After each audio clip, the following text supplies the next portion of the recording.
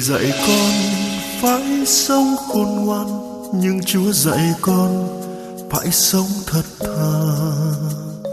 Ôi kỳ dị thay đời sống con Chúa.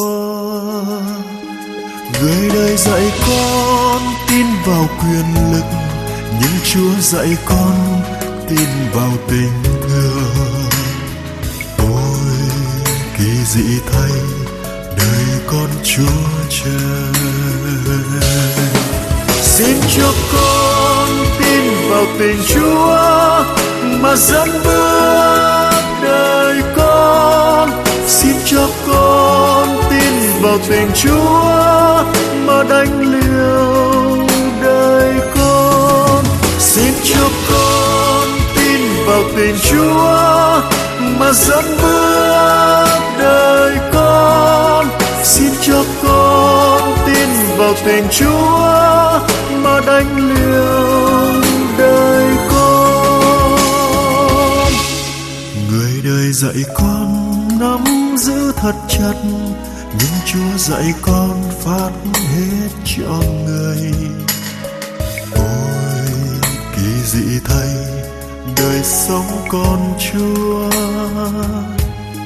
Người đời dạy con sẵn sàng dừng lại, nhưng Chúa dạy con sẵn sàng mà đi. Ôi kỳ dị thay đời con Chúa trời. Xin cho con tin vào tình Chúa mà dẫn bước đời con. Xin cho con tin vào tình Chúa mà đánh liều đời con. Xin cho con tin vào tình Chúa mà dẫn bước đời con. Xin cho con tin vào tình Chúa mà đánh liều đời con.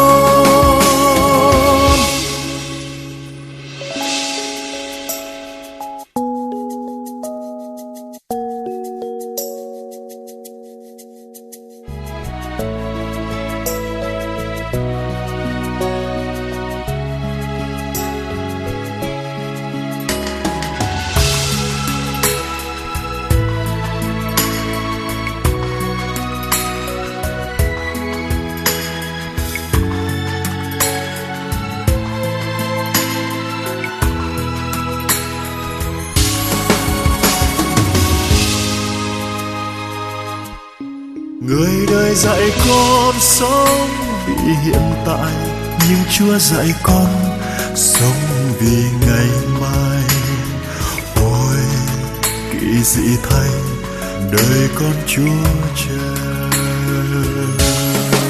Xin cho con tin vào tình Chúa mà dẫn bước đời con.